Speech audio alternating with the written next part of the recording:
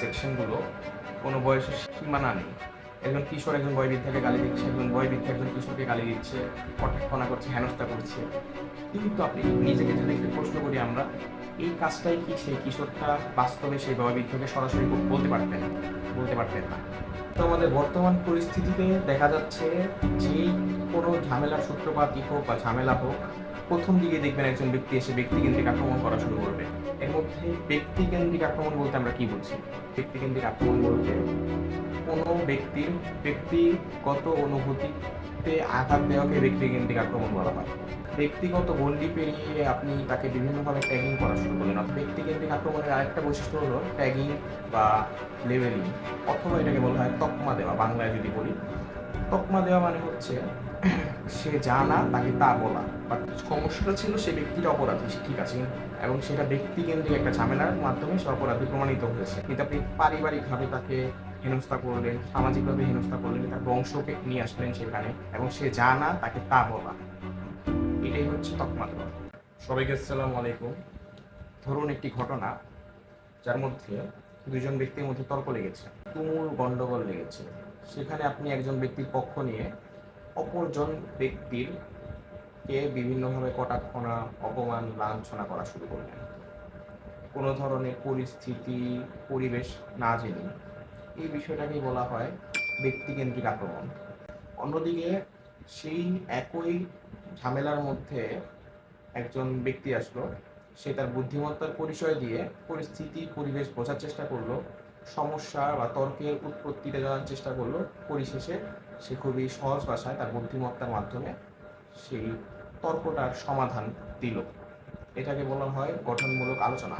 বা এই বিষয়টা আপনি গঠনমূলক আলোচনার মাধ্যমে করতে পারবেন, যে আপনি যদি সমাধান চান, বিশেষ করে বিভিন্ন জায়গায় তর্ক বিতর্কের মধ্যে, তাহলে আপনি গঠনমূলক সমালোচনার ব্যবহার করতে পারেন। তো আজকে আমাদের ভিডিওর মূল বিষয়ই হলো গঠনমূলক সমালোচনা বনাম ব্যক্তিকেন্দ্রিক আক্রমণ। এর মধ্যে ব্যক্তিকেন্দ্রিক আক্রমণ বলতে আমরা কি বুঝি? কোনো ব্যক্তির ব্যক্তিগত অনুভূতিতে আঘাত দেওয়াকে ব্যক্তিকেন্দ্রিক আক্রমণ বলা হয়। অর্থাৎ আপনি একজন মানুষকে ব্যক্তিগত যে অনুভূতিগুলো রয়েছে, তার যেই জায়গায় সে খুবই ইমোশনাল, ওই বিষয়গুলো নিয়ে আপনি তাকে বিভিন্নভাবে কটাক্ষণা বা তাকে লাঞ্ছনা করছেন, তাকে তুচ্ছ করছেন। এইটাকেই বলা হয় ব্যক্তিকেন্দ্রিক আক্রমণ।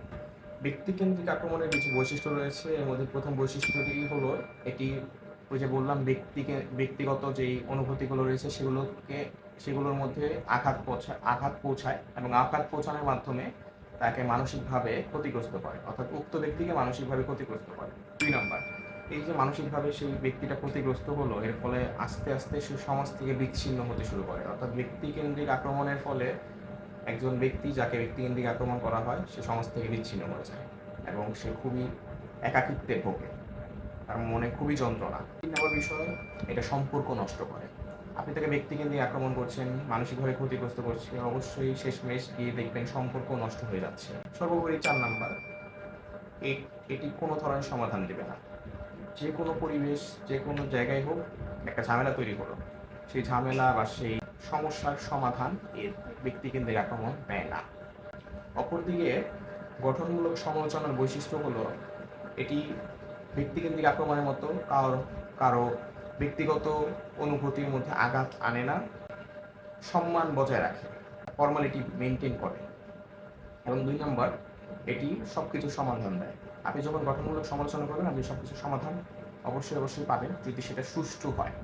এখন গঠনমূলক সমালোচনা বলতে আমরা কি বুঝি? সমালোচনাটা কি আসলে?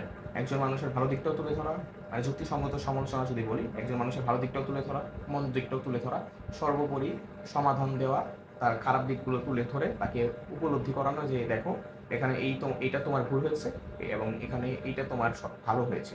মানে উৎসাহ প্রদান করে, আবার যে জায়গায় ভুল রয়েছে সেই ভুলগুলোও দেখিয়ে দেয়। এর মাধ্যমে এটাকে বলা হয় গঠনমূলক সমালোচনা। তো আমাদের বর্তমান পরিস্থিতিতে দেখা যাচ্ছে যেই কোনো ঝামেলার সূত্রপাতই হোক বা ঝামেলা হোক, প্রথম দিকে দেখবেন একজন ব্যক্তি এসে ব্যক্তিকেন্দ্রিক আক্রমণ করা শুরু করবে। যেমন একটা উদাহরণ দিই, একজন ব্যক্তি অপরাধী, সে অপরাধ করেছে, সে স্বীকার করেছে, সেটা প্রমাণিত হয়েছে, তাকে আপনি অপরাধী বললেন, সমালোচনা করলেন, বা গঠনমূলক সমালোচনা বলতে আপনি যুক্তিসঙ্গত একটা কথা বললেন। কিন্তু পরে গিয়ে আপনি ব্যক্তিগত গণ্ডি পেরিয়ে আপনি তাকে বিভিন্নভাবে ট্যাগিং করা শুরু করলেন। অর্থাৎ আরেকটা বিষয়, ব্যক্তিকেন্দ্রিক আক্রমণের আরেকটা বৈশিষ্ট্য হলো ট্যাগিং বা লেভেলিং, অথবা এটাকে বলা হয় তকমা দেওয়া।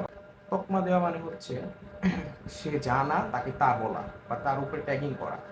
অর্থাৎ সমস্যাটা ছিল সে ব্যক্তিটা অপরাধী, ঠিক আছে, এবং সেটা ব্যক্তিকেন্দ্রিক একটা ঝামেলার মাধ্যমে সে অপরাধী প্রমাণিত হয়েছে। কিন্তু আপনি পারিবারিকভাবে তাকে হেনস্থা করলেন, সামাজিকভাবে হেনস্থা করলেন, তার বংশকে নিয়ে আসলেন সেখানে, এবং সে জানা তাকে তা বলা, এটাই হচ্ছে তকমা দেওয়া। আপনারা বুঝতে পারছেন যে ব্যক্তিগত আক্রমণ আপনার বা ব্যক্তিকেন্দ্রিক আক্রমণ আপনার সমস্যা বৃদ্ধি করে, সমাধানের যেই পথটা রয়েছে সেটাকে আরও রুদ্ধ করে দেয়। আপনি সমাধান পাবেন না ব্যক্তিগত আক্রমণের মাধ্যমে বা ব্যক্তিকেন্দ্রিক আক্রমণের মাধ্যমে। এবং বর্তমান সময়ে আপনি একটা জিনিস লক্ষ্য করবেন, বিশেষ করে সোশ্যাল মিডিয়ার বিভিন্ন ভিডিওর কমেন্ট সেকশনগুলোর মধ্যে লক্ষ্য করবেন, সেখানে একজন কিশোর একজন বয়োবৃদ্ধাকে অকথ্য ভাষায় গালমন্দ করছে, কটাক্ষ করছে। কেন? কারণ সেই বৃদ্ধ তার একটা মতামত প্রকাশ করছে। এখন এখানে বিষয়টা হচ্ছে সেই বয়োবৃদ্ধারও মন্তব্য করার বা লিখিত মন্তব্য পাঠানোর স্বাধীনতা রয়েছে, সেই কিশোরেরও তার মন্তব্য লিখিতভাবে পাঠানোর স্বাধীনতা রয়েছে। কিন্তু এখানে তো একটা পলিসি থাকে, নিয়মকানুন থাকে। আপনি তাকে অকারণে কোনোভাবেই গালমন্দ করতে পারেন না যদি আপনার কাছে যুক্তি না থাকে, বা যুক্তি দিয়েও গালমন্দ করাটাও ভালো কাজ নয়। বর্তমান সময়ের কমেন্ট সেকশনগুলো কোনো বয়সের সীমানা নেই। একজন কিশোর একজন বয়োবৃদ্ধাকে গালি দিচ্ছে, একজন বয়োবৃদ্ধা একজন কিশোরকে গালি দিচ্ছে, কটাক্ষণা করছে, হেনস্থা করছে। কিন্তু আপনি নিজেকে যদি একটু প্রশ্ন করি আমরা, এই কাজটাই কি সেই কিশোরটা বাস্তবে সেই বয়োবৃদ্ধকে সরাসরি বলতে পারতেন না। তো এইগুলো স্বতঃস্ফূর্তভাবে ঘটে যাচ্ছে কমেন্ট সেকশনগুলোর মধ্যে, কিন্তু সোশ্যাল মিডিয়ার যে অথরিটিগুলো রয়েছে, তত্ত্বাবধানে রয়েছে বা কর্তৃপক্ষ, তারা এর মধ্যে কি স্টেপটা নিয়েছে? আপনি যখন সেই কমেন্ট করা ব্যক্তিকে রিপোর্ট করবেন, ফেসবুক অথরিটি বা ফেসবুকে ধরেন আপনি যাকে রিপোর্ট করলেন, ফেসবুকের মধ্যে যখন ভায়োলেন্ট কমেন্ট করলো সে, ফেসবুক অথরিটি 1-2 দিনের মধ্যে বলবে যে একটা সলিউশন দিবে। সলিউশনটা সর্বদা এটাই হবে যে ভাই আমরা এই কমেন্টটা রিমুভ করতে পারবো না। আপনি সরাসরি দেখতেছেন কমেন্টটা ভায়োলেন্ট বা কমেন্টটা আমার যে ফেসবুক লগুলো রয়েছে সেগুলো ভঙ্গ করেছে। আপনার সেই আপিলটা যুক্তিসঙ্গত হোক বা অযৌক্তিক হোক, সে আপনাকে ওই একটা অ্যান্সারই দিবে, আমরা এই কমেন্টটা রিমুভ করতে পারবো না। এবার আমি জানি না এটা কেন। তো পরিশেষে আমার আজকের ভিডিওটার মূল মেসেজটাই এটাই হলো, যেখানেই যে কোনো সমস্যা হোক, ঝামেলা হোক, গণ্ডগোল হোক, আপনারা ব্যক্তিকেন্দ্রিক আক্রমণটাকে প্রশ্রয় দিন না বা এটা ব্যবহার করবেন না। এটা কোনো ধরনের সমাধান দেয় না, বরং আপনার যে ব্যক্তিত্ব সেটাকে নষ্ট করে।